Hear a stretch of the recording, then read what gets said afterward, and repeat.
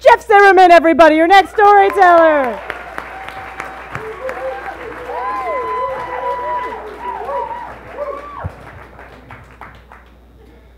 Sorry, I'm usually a lot shorter. Hang on. So, I have a lot more in common with Lance Armstrong than an abiding love of road biking. Earlier this summer, I was in an MMA class, and this little Dominican kid kicked me in the nuts really, really hard, which he shouldn't have been able to do. I'd been slow, and he'd been getting through my guard really easily. And I ended up going home, and then I ended up going to the doctor, where we discovered a tumor that was roughly the size and density of a Cadbury egg.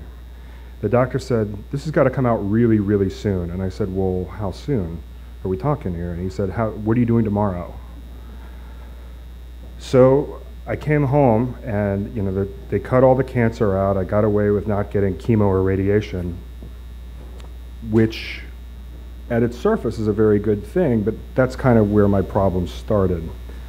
I've experienced these massive waves of intense depression that happen almost as though they're shot out of a cannon at me. And that it's like a giant black bird just flies and sits right on my chest, and it starts to whisper things in my ear when I'm supposed to be sleeping and healing. And that first night, the bird said to me, "You need to take it really easy from now on, because things are different now. Your life has totally changed very quickly.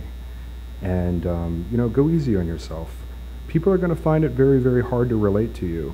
You're going to think you connect with them, but you're not going to be able to." And the problem is that fucking bird always makes perfect sense, because it was really, really it's really hard to connect with people about this.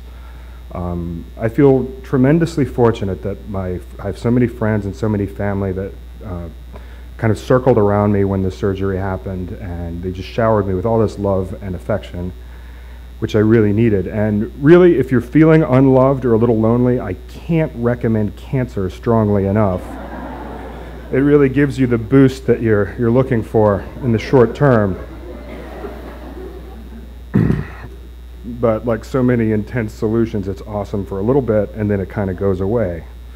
Because the narrative has been like, look, Jeff's fine, look at him, he's all, he's back, he's going back to the gym, I look perfectly healthy. And everybody says, "How are you doing?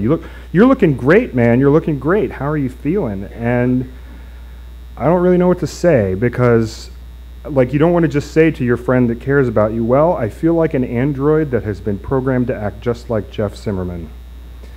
I feel like a photocopy of a photocopy, where the essential information is there, but the nuances are gone. I don't really know what's going on anymore." And when I was talking to the bird one night, he was saying, he said, "Yeah, it's like you've lost your passion or something, dude. Like, you used to be a lot more vital and energetic, and it's almost like, this Jungian thing has happened, and you've just been sort of stripped of everything that you loved and really cared about doing. It's like you're just operating at like 40%, and you can't even be bothered to mourn for it." And I was like, "I know. It's like I've been half neutered or something."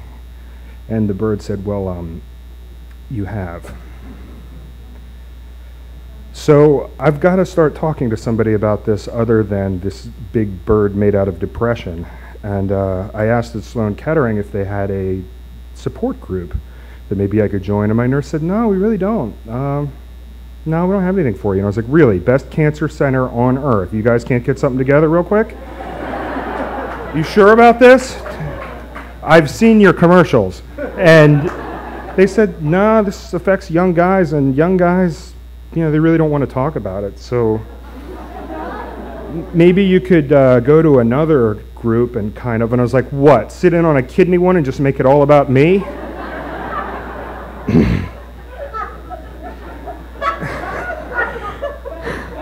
Thank you. I need that's healing for me, your laughter. So I don't know where to turn. And then sometimes I feel really, really guilty when I'm getting CAT scans, and You sit there and you see the children that have cancer, and they're really small, and they're really gray, and they're really losing this battle. And I sit there and I know I'm going to be fine, and I feel guilty for being so self-pitying. And I think all of us New Yorkers know that there's no special brand of self-abuse quite like beating yourself up for beating yourself up.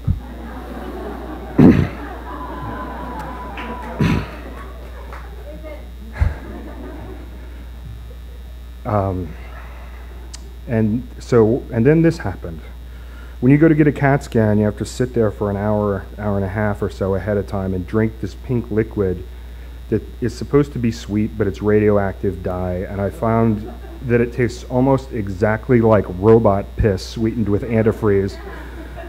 And I was sitting there, again, I just need somebody to relate to, and I saw this Indian couple, and there was a woman who was completely bald, and I'm reasonably sure it had a double mastectomy, and she sat there and was going into a prayer pose and beginning to meditate, and her husband moved over and sat next to me, and then a nurse came and took her away to get her CAT scan, and he kind of elbows me and he says, "What are you in for?" And I told him, and he winced, because every guy always does. There's something wrong with you if you don't. And I had told my best friend, I was like, "Dude, I'm so depressed right now," and my best friend said, "Now I got to keep this thing going." My best friend said, "Well, you really should be. I hope you are depressed. If you're not depressed, you're fucking crazy."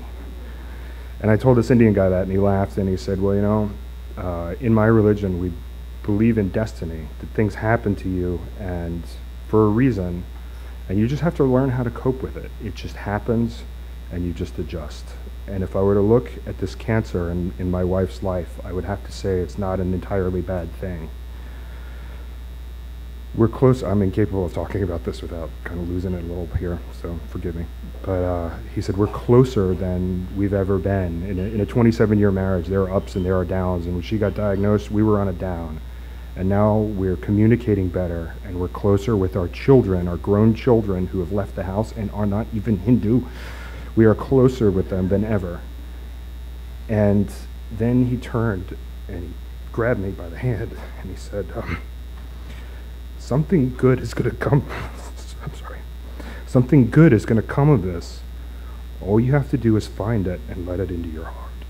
You're young and you're strong and you're going to live. You have to decide that you're going to live, and then you really know what it is to live."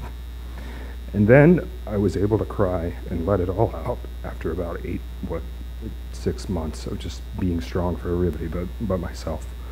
And the nurse took me away, and the guy looked at me and gave me this 2 big thumbs up, and I never saw him again. And now I think about him all the time, constantly, because when that bird's visiting me and he's telling me a lot of reasonable things that are really fucking me up, I just think about that Indian guy, and I know that one day I'm going to believe him. One day it's going to happen eventually, and that big bird's going to just fly away. Thank you.